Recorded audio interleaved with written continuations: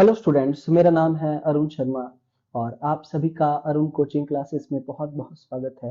आज मैं आपको क्रेडिट बैलेंस यानी कि unfavourable overdraft balance as per cash book के क्वेश्चंस जो है करवाऊंगा।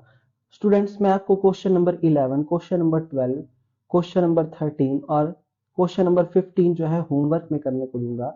मैं आपको इस लेक्चर में क्वेश्चन नंबर 14 जो है खुद करवाऊंगा। सो ये स्टार्ट करते हैं। तो यहाँ लिखा गया है Tiwari and sons find that bank balance shown by cash book on 31 December 2017। तो हम जो है वो यहाँ पे डेट लिख लेंगे 31 दिसंबर 2017 की। यहाँ हमने डेट डाल दी है। और स्टूडेंट्स, मैं आपको बताना चाहता हूँ जो ओवरड्राफ्ट यानी कि क्रेडिट बैलेंस होता है एज पर कैश बुक, उसको ओवरड्राफ्ट बैलेंस माना जाता है और इसको माइनस वाले कॉलम में लिखा जाता है। तो इसका जो अमाउंट है वो कितना है? 40,500 रुपए। तो इसको कहाँ लिखा जाएगा? माइनस वाले कॉलम में।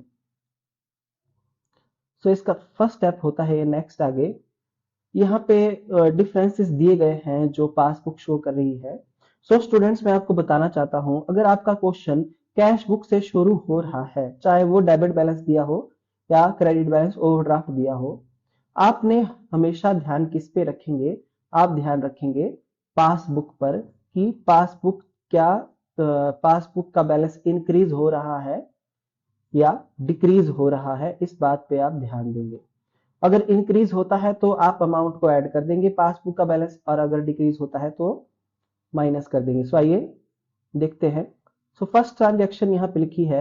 एक चेक था 5,000 रुपए का जो ड्रॉ किया गया था मनोहर के फेवर में, वो प्रेजेंट नहीं हुआ है अभी तक। तो check issued but not presented for payment.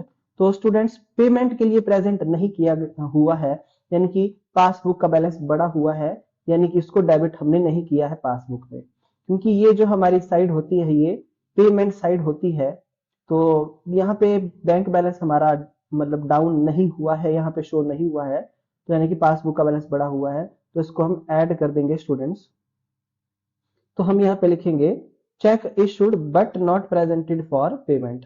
तो ये ट्रांजेक्शन हम यहाँ पे लिखेंगे और इस अमाउंट को ऐड करेंगे यहाँ पे, क्योंकि कैश बुक का पासबुक का बैलेंस बढ़ा हुआ है और कैश बुक का बैलेंस डिक्रीज है 5,000 से। नेक्स्ट है अ post dated cheque of 900 rupees debited in the bank column. देखिए, डेबिट साइड जो होती है कैश बुक की वो कौन सी साइड होती है स्टूडेंट्स? रिसिप्ट वाली साइड। तो यहाँ पे जो है आपका रिसिप्ट वाली साइड में कैश बुक में बैंक कॉलम में जो अमाउंट है 900 रुपए का, वो डेबिट हो चुका है, यानी कि कैश बुक का बैलेंस बढ़ा हुआ है, पर वो प्रेजेंट नहीं हुआ है बैंक के पास, यानी कि check deposited but not presented into bank. हम ऐसा लिख सकते हैं इस ट्रांजेक्शन में। तो इस ट्रांजेक्शन को हम लेस करेंगे। लेस क्यों करेंगे स्टूडेंट? क्योंकि रिसिप्ट साइड कैश बुक की बड़ी हुई है, पर वो एंटर नहीं हुआ है। कहां पर? वो एंटर नहीं हुआ है। अमाउंट यहाँ पे दिखाया गया है कि वो किसी भी केस में प्रेजेंट नहीं हुआ है बैंक के पास। तो checks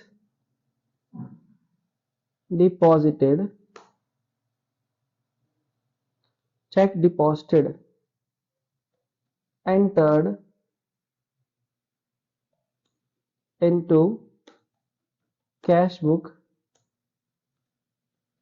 but not presented to bank. Check deposited जो है वो कैश बुक में एंटर हो चुका है, यानी कि पासबुक का बैलेंस जो है वो कम है, तो ये लेस होगा स्टूडेंट्स, क्योंकि इसको क्रेडिट नहीं किया गया है। तो 900 रुपए से हम यहाँ पे अमाउंट को क्या करेंगे? माइनस करेंगे 900 रुपए से। आई होप आपको इतना समझ में आ गया होगा। नेक्स्ट है कि टोटल चेक थे 10,200 के जो डिपॉजिट किए गए थे but not collected by the bank. तो उसको बैंक ने कलेक्ट नहीं किया है और 4,000 रुपए का चेक डिसऑनर भी हो चुका है। तो डिसऑनर अगर चेक होता है तो हम उसको कहाँ पे लिखते हैं? डेबिट साइड में। तो स्टूडेंट्स यहाँ पे डिक्रीज हो रहा है बैलेंस जो है पासबुक का 4000 से, और 10,200 से भी डिक्रीज हो रहा है क्योंकि बैंक ने उसको कलेक्ट नहीं किया है अभी तक, यानी कि बैंक ने उसको क्रेडिट नहीं किया है। तो हम यहाँ पे क्या लिखेंगे स्टूडेंट्स, हम लिखेंगे तो ए अमाउंट को हम लेस करेंगे कि सो यहाँ से मैं कॉपी कर लेता हूँ इसको।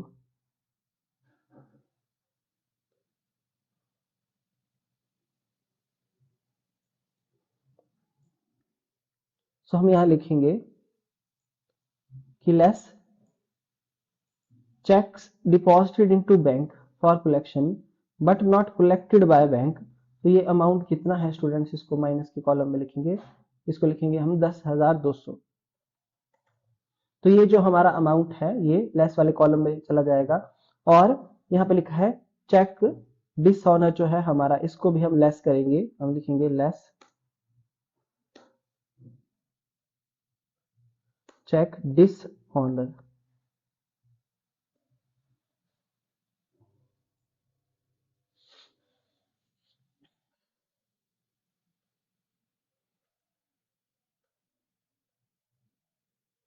तो कितने का चेक है स्टूडेंट, ये 4,000 का।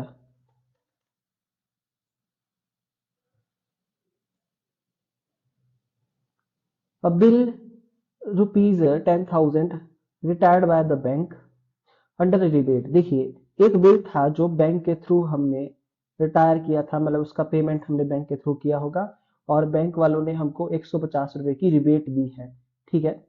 और फुल अमाउंट जो है पर जो बिल का जो फुल अमाउंट यानी कि 10,000 रुपए वो क्रेडिट में किया गया है बैंक कॉलम में कैश बुक में।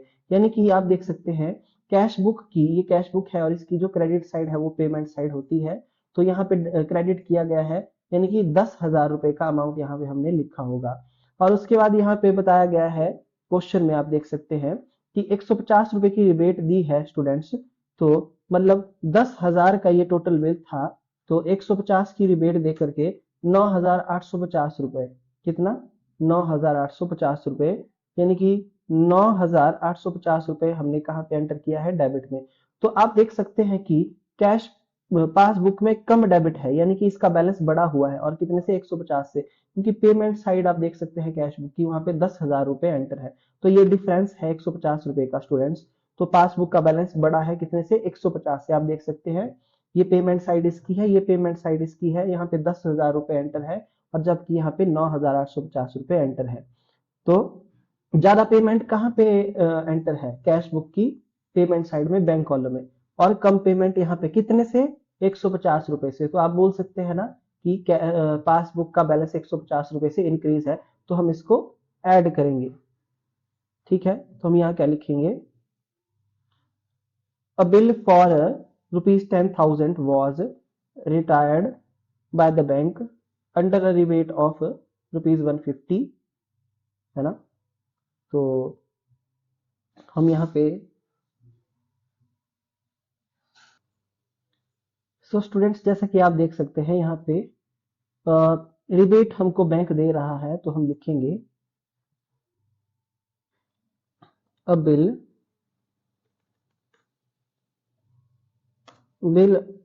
Of ₹10,000 retired by a bank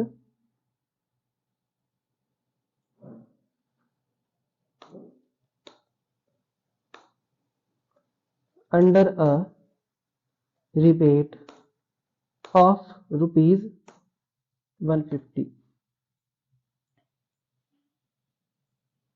तो 150 रुपए की ये रिबेट है, इसको हम 150 को यहाँ पे लिखेंगे क्योंकि 150 रुपए से पासबुक का जो बैलेंस है वो बढ़ा हुआ है, और जबकि फुल अमाउंट जो है वो 10,000 हमने एंटर किया है। मैंने आपको ये ट्रांजेक्शन यहाँ पे समझा दी है कि कैसे ये आया है।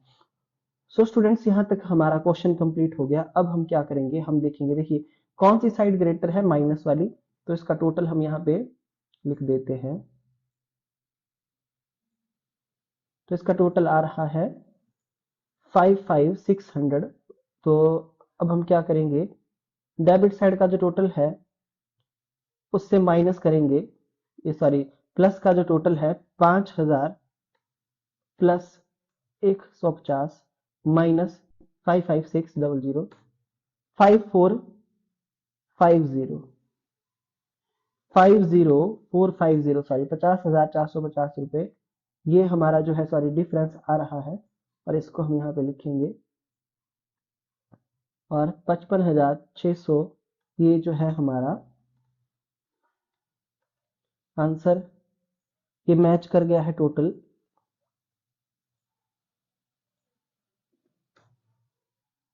सो आई होप आपको इतना समझ में आ गया होगा कि किस तरीके से क्वेश्चन को करना है। ये जो डिफरेंस आ रहा है आप देख रहे हैं स्टूडेंट कि माइनस का कॉलम जो है वो ज्यादा है और प्लस का कॉलम कम है, इसका मतलब ये एक नेगेटिव सिचुएशन है, माइनस का कॉलम क्योंकि ज्यादा है तो हमारा आंसर जो है वो पासबुक में आएगा। पर ये कौन सा बैलेंस आ रहा है, ये ओवरड्राफ्ट बैलेंस आ रहा है। तो हम लिखेंगे डेबिट बैलेंस जो होता है वो पासबुक का कौन सा बैलेंस होता है, ओवरड्राफ्ट का। सो हम लिखेंगे यहाँ पे डेबिट और overdraft bank balance as per passbook 50,400 और हमारा जो आंसर है वो भी क्या है 50,400 और ये ओवरड्राफ्ट बैलेंस है एज पर पासबुक। और ये क्वेश्चन आया हुआ क्वेश्चन है स्टूडेंट्स टीवीएस 2005 में मॉडिफाइड। सो आई होप आपको ये क्वेश्चन जो है समझ में आ गया होगा। सो इन क्वेश्चंस में मुझे सिर्फ स्टूडेंट्स ये क्वेश्चन नंबर 14 थोड़ा सा डिफरेंट थोड़ा अलग जैसा लगा तो मैंने आपको करवा दिया। बाकी के जो क्वेश्चंस हैं मैं आपको होमवर्क में दे रहा हूँ। सो ये प्लीज आप होमवर्क में करेंगे और कोई आपको कोई प्रॉब्लम आएगी तो आप मुझसे कांटेक्ट कर सकते हैं स्टूडेंट्स। सो क्वेश्चन नंबर 11 एक बार मैं आपको बता देता हूँ। तो यहाँ पे लिखा गया है कि कैश बुक शो कर रही है ओवरड्राफ्ट बैलेंस जो है 31 मार्च 2018 को। तो आप ऐसे ही BRS ऊपर लिखेंगे और एज ऑन जो डेट डाल देंगे 31 मार्च 2018 की। और ओवरड्राफ्ट बैलेंस यानी कि जो क्रेडिट बैलेंस होता है कैश बुक का ओवरड्राफ्ट बैलेंस माना जाता है और उसको कहाँ पे शो करते हैं हम, नेगेटिव वाले साइड में, माइनस वाले साइड में इसको शो करेंगे 12921। उसके बाद यहाँ पे मैंने आपको बताया कि जब क्वेश्चन कैश बुक से शुरू होता है स्टूडेंट्स, कैश बुक से, तो आपने पासबुक पे ध्यान देना है। अगर पासबुक का बैलेंस बढ़ता है तो अमाउंट को ऐड कर देंगे और डिक्रीज होता है तो माइनस कर देंगे। तो यहाँ लिखा है चेक इशू यानी चेक ड्रॉ किया गया है बट नॉट कैश्ड, तो हम लिख सकते हैं check drawn but not cached. 31 मार्च से पहले वो कैश नहीं हुआ है तो ये जो है पासबुक का बैलेंस बढ़ा हुआ है, इंक्रीज बैलेंस है, तो हम क्या करेंगे इसको ऐड करेंगे। उसके बाद cheque paid into bank but not credited, तो चेक डिपॉजिट किया गया है स्टूडेंट्स पर वो क्रेडिट बैंक ने नहीं किया है, तो बैंक ने उसको क्रेडिट नहीं किया है, इसका मतलब पासबुक का बैलेंस डाउन है तो इसको हम क्या करेंगे माइनस करेंगे। उसके बाद बिल रिसीवेबल 2000 का डिस्काउंट करवाया बैंक से और डिसऑनर हो गया, तो बैंक से डिसऑनर हो गया तो बैंक ने उसको डेबिट साइड में लिखा होगा, तो बैलेंस जो है पासबुक का कम है तो 200 को माइनस करेंगे इस ट्रांजेक्शन को। और bank charges debited by bank ये भी जो है लेस हो जाएगा। नेक्स्ट है debit is made in passbook for 465, तो interest on overdraft debited by bank, debited मतलब पासबुक का बैलेंस डाउन है तो ये लेस होगा, तो ये लेस हो जाएगा। नेक्स्ट है the bank has collected interest on investment, interest on investment collected by bank, तो ये क्रेडिट किया है तो यानी कि क्रेडिट किया है तो बैलेंस बढ़ा हुआ है तो इसको क्या करेंगे हम इसको ऐड कर देंगे। उसके बाद क्वेश्चन नंबर 12 है, तो यहाँ पे लिखा गया है कि cash book you are required to reconcile cash book with passbook, overdraft balance cash book as per cash book दिया गया है तो माइनस वाले कॉलम में लिखते हैं जैसा कि मैंने आपको बताया। तो cheques issued but not unpresented cheques हैं ये स्टूडेंट्स, ये चेक इशू किया गया होगा पर ये पेमेंट के लिए प्रेजेंट नहीं हुआ है, तो मतलब हमारा जो बैलेंस है पासबुक का वो बढ़ा हुआ है तो इंक्रीज है, पेमेंट के लिए प्रेजेंट नहीं तो इसको ऐड करेंगे। अनक्रेडिटेड चेक है ये अनक्रेडिट पर तो ये 3,860 रुपए के बैंक ने इसको क्रेडिट नहीं किया है तो हमारा पासबुक का बैलेंस डाउन है तो इसको लेस करेंगे। डेबिट साइड जो होती है कैश बुक की वो रिसीट मानी जाती है तो वो अंडर कास्ट है, कम है, यानी कि पासबुक का बैलेंस जो है वो क्रेडिट साइड का बढ़ा हुआ है तो हम क्या करेंगे इसको ऐड करेंगे। पासबुक पे बैलेंस पे ध्यान देंगे क्योंकि कैश बुक से क्वेश्चन शुरू है।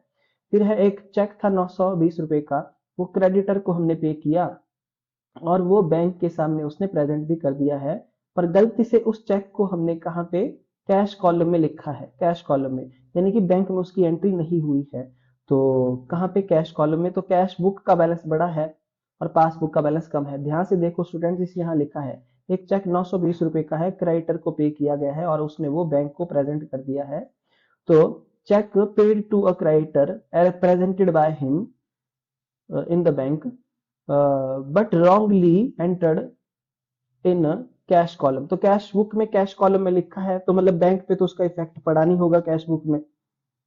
मतलब कैश बुक की क्रेडिट साइड में, पेमेंट साइड में उसकी बैंक कॉलम में एंट्री नहीं हुई है, यानी कि कैश बुक का बैलेंस इंक्रीज है, पासबुक का डिक्रीज है। तो हम क्या करेंगे स्टूडेंट्स, इस केस में इसको हम क्या करेंगे, माइनस कर देंगे। आई होप आपको बात समझ में आ गई होगी, क्योंकि कैश बुक की क्रेडिट साइड में इसकी एंट्री पास नहीं हुई है जबकि पासबुक में हो चुकी है। नेक्स्ट है bank charges 240 have been not entered in, यानी कि bank charges debited by bank, तो ये माइनस होगा, पासबुक का बैलेंस डाउन है। तो ये क्वेश्चन भी आपको होमवर्क में है। नेक्स्ट है क्वेश्चन नंबर 13। तो ये ओवरड्राफ्ट बैलेंस, जैसा कि मैंने आपको बताया स्टूडेंट, जब भी आप बीआरएस बनाएंगे तो आप डेट को ध्यान में रखेंगे, 31 दिसंबर 2018 की ये बीआरएस बनेगी। तो ये 21,000 रुपीज जो है बैंक ओवरड्राफ्ट है, तो इसको कैश बुक के अकॉर्डिंग ये बैलेंस है। तो स्टूडेंट्स ये जो अमाउंट है माइनस वाले कॉलम में लिख देंगे। चेक जो था 2400 रुपए का, वो हमने इशू किया था 31 दिसंबर से पहले, वो पेमेंट के लिए प्रेजेंट नहीं हुआ है। तो इसका मतलब है पेमेंट के लिए प्रेजेंट नहीं हुआ बैंक के पास, तो उसका बैलेंस इंक्रीज है, तो पासबुक का बैलेंस, तो इसको क्या करेंगे, ऐड करेंगे। चेक पे किया है बैंक में पर वो कलेक्ट नहीं किया गया है, मतलब check deposited into bank but not collected by bank, तो बैंक ने उसको कलेक्ट नहीं किया है, तो इसका मतलब वो बैलेंस जो है पासबुक का डाउन है, तो इसको लेस करेंगे। Interest on overdraft did not appear in the cash book, interest on overdraft did not appear. तो ओवरड्राफ्ट का जो interest on overdraft debited by bank, bank ने उसको डेबिट किया है, तो 1000 को माइनस करेंगे, क्योंकि 1000 से पासबुक का बैलेंस जो है वो डाउन है। ओवरड्राफ्ट जो होता है स्टूडेंट्स, वो हमने विड्रॉ किया अमाउंट है, जो हमने ज्यादा अमाउंट निकाला है जितना हमारे खाते में है, तो बैंक उस पर इंटरेस्ट लेता है ओवरड्राफ्ट पे। तो हमने ओवरड्राफ्ट किया है तो उस पर इंटरेस्ट पे किया है, वो पासबुक में तो एंटर हो गया है पर कैश बुक में नहीं किया गया है, तो 1000 से पासबुक का बैलेंस डाउन है, तो इसको माइनस करेंगे। 6000 being interest on investment, interest on investment collected by bank, ये जो 6000 रुपीज है बैंक ने कलेक्ट किया है पर उसको कैश बुक में रिकॉर्ड नहीं किया है, मतलब पासबुक का बैलेंस इंक्रीज है, तो ये ऐड हो जाएगा। उसके बाद ₹800 in respect of dishonor bill receivable were entered in the passbook but not in the cash book। तो यहाँ लिखा है कि जो बिल डिसऑनर है, डिसऑनर बिल रिसीवेबल है, वो हमने पासबुक में तो एंटर कर दिया है, तो बिल डिसऑनर को हम क्या करेंगे, माइनस करेंगे। लेस वाले कॉलम में लिखेंगे, डेबिट में, यहाँ पे माइनस वाले कॉलम में 800 रुपए, तो माइनस वाले कॉलम में लिखेंगे 800 रुपए, क्योंकि पासबुक का बैलेंस डाउन है। तो इस तरीके से क्वेश्चन भी हो जाएगा।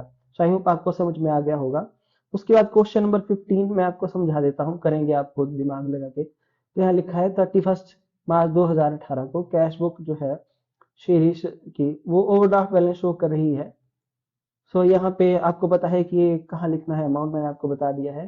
फिर चेक हमने ड्रॉ किया है यानी कि इशू किया है, पर वो कैश नहीं हुआ है, तो ये अमाउंट कहाँ पे जाएगा, प्लस में और माइनस में, ये मैं आपको बता चुका हूँ, तो आप थोड़ा दिमाग लगाएंगे, खुद करेंगे क्वेश्चन। नेक्स्ट है कि चेक पे किया है, डिपॉजिट किया है बैंक में, पर बैंक ने उसको क्रेडिट नहीं किया, तो क्रेडिट नहीं किया तो पासबुक का बैलेंस डाउन हो रहा है या बढ़ रहा है, तो आप खुद देखेंगे और इसको ट्रांजेक्शन को कर देंगे।